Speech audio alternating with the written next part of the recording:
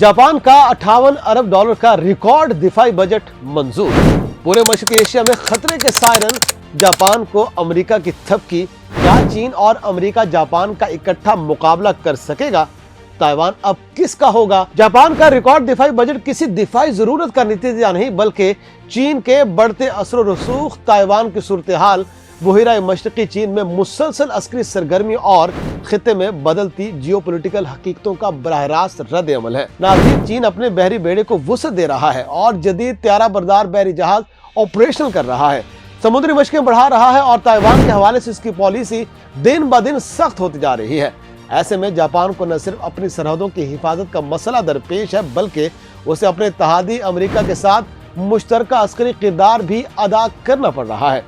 इस बजट से जापान क्या कुछ बनाएगा और कौन से हथियार खरीदेगा और चीन पर कब और कैसे हमला करेगा, सब कुछ देखते हैं इस वीडियो में, हमारे साथ रहेगा। नाज़रीन, जापान का दिफाई बजट न सिर्फ मिसाइल, ड्रोन और समुद्री दिफाई सलाहियत को बढ़ाने के लिए रखा जा रहा है, बल्कि जापान पहली बार ऐसे हथियारों और निजामों के हुसूल की तरफ जा रहा है जो इसके रवायती दिफाई पॉलिसी से कहीं आगे है। तवील फासले तक मार करने वाले मिसाइल, जदीद नौयत के स्टैंड ऑफ वेपन सिस्टम, दुश्मन की हुदूद तक पहुंचकर कार्रवाई करने की सलाहियत, ये सब जापान के लिए एक नई अस्करी शनाख्त की तश्कील कर रहे हैं। जापान का मंसूबा है कि आने वाले चंद बरसों में इसके दफाई अखराजात मजमूई मुआशी पैदावार के 2% तक पहुंच जाए, जो नेटो के मायारात के मुताबिक एक मुकम्मल फौजी ताकत का इशारा है। इसका मतलब है कि दुनिया में दिफाई बजट के लिहाज से जापान अमेरिका और चीन के बाद तीसरी बड़ी कुव्वत के तौर पर सामने आ सकता है और ये तब्दीली खिते के स्ट्रेटेजिक तवाज़ुन पर गहरे असरार डालेगी। दूसरी जंग अज़ीम के बाद जापान ने खुद को एक अमन पसंद रियासत के तौर पर पेश किया। आइन ने इसकी फौजी ताकत को सख्त पाबंदियों में रखा और जापानी अवाम ने भी हमेशा जारहियत के बजाय मुआशी तरक्की, टेक्नोलॉजी और इंसानी फलाह बहबूद को तरजीह दी। लेकिन अब तस्वीर बदल रही है। जापान मुसलसल इस फैसले की तरफ बढ़ रहा है कि अगर वो खिते में अपना असर बरकरार रखना चाहता है तो उसे अस्करी तौर पर मजबूत होना होगा, और यही सोच इस भारी दिफाई बजट की बुनियाद है। चीन का मुकाबला करने के लिए जापान अपने दिफाई ढांचे को जदीद बनाने के लिए जोर लगा रहा है। फजाइया के लिए जदीद लड़ाका तैयारे, समुद्री बेड़े के लिए ताकतवर जंगी जहाज, इंटेलिजेंस सिस्टम, साइबर डिफेंस, खलाई सिक्योरिटी, हर शोबे में जापान अब सरमाकारी कर रहा है। गैर आबाद होते दही इलाकों और कम होती आबादी की वजह से जापान को एक और चैलेंज भी दरपेश है, और वो है फौजी दस्तों की कमी। इस मसले का हल जापान ने टेक्नोलॉजी में ढूंढ लिया है। अब ड्रोन, खुदकार बहरी और ज़ेराफ सिस्टम, आर्टिफिशियल इंटेलिजेंस पर मबनी निगरानी, बगैर पायलट के ऑपरेशन, ये सब जापान की नई दिफाई हिकमत अमली का हिस्सा बनते जा रहे हैं। शील्ड नामी प्रोग्राम के तहत जापान बड़ी तादाद में खुदकार सिस्टम तैनात करना चाहता है, जो सरहदी दिफा को मजबूत बनाने के साथ दुश्मन के किसी भी मुमकिना नकलो हरकत पर फौरी रद्द-ए-अमल दे सके। ताल्लुकात की कशीदगी सिर्फ चीन तक महदूद नहीं, मशरकी एशिया में कोरिया, अमेरिका और जापान की मुश्तरका फौजी मशकें भी खिते में ताकत के तवाज़ुन को मजीद गर्म कर रही हैं। अमेरिकी बहरी बेड़े के खिते में मौजूदगी, जापान की अस्करी शराकत और चीन की बढ़ती अस्करी सरगर्मियां, ये सब एक ऐसी बिसात तैयार कर रहे हैं जिस पर मामूली गलती भी बहुत बड़े तनाज़े को जन्म दे सकती है। तो नाज़रीन, जापान हथियार बनाने वाला एक अहम मुल्क बनना चाहता है। बरतानिया और इटली के साथ जदीद लड़ाका तैयारों की मुश्तरका तैयारी, ऑस्ट्रेलिया के साथ बहरी मंसूबा, दीगर ममालिक को असलहा की फराहमी, ये सब एक नए जापान की निशानदेही करते हैं।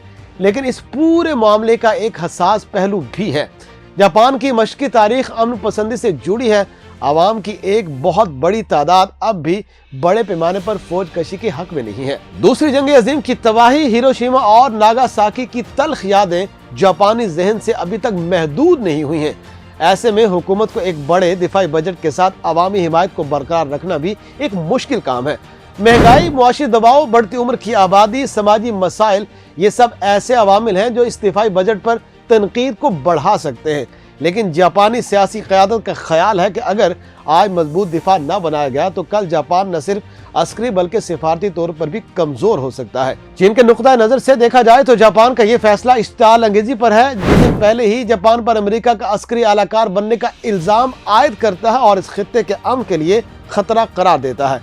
अगर जापान वाकई अपनी फौजी सलाहियत को इस हद तक बढ़ा देता है कि वो जारहाना कार्रवाई भी कर सके, तो फिर चीन, जापान और अमेरिका के दरमियान طاقت کا توازن ایک نئی شکل اختیار کرے گا، جس کا اثر براہ راست تائیوان، کوریا، جنوب مشرقی ایشیا اور بحر الکاہل کے وسیع حصے پر پڑے گا۔ یوں یہ بحث صرف جاپان کا اندرونی معاملہ نہیں ہے، بلکہ ایک علاقائی اور عالمی اہمیت رکھنے والا اقدام بن چکا ہے۔ تو دوستو، سوال یہ ہے کہ اس قدم کے بعد مشرقی ایشیا کس سمت جائے گا؟ کیا یہ طاقت کا توازن برقرار رکھے گا یا ایک نئے عسکری طوفان کی بنیاد ہوگی؟ کیا یہ عالمی سطح پر امن کو مضبوط کرے گا یا تصادم کے امکانات بڑھائے گا؟ فی الحال ایک بات طے ہے کہ جاپان کے اس تاریخی دفاعی فیصلے نے خطے کی سیاست، سیکیورٹی اور سفارتکاری کو ایک نئے موڑ پر لا کھڑا کیا ہے۔ دوستو، سوال یہ ہے کہ اس قدم کے بعد مشرقی ایشیا کس سمت جائے گا؟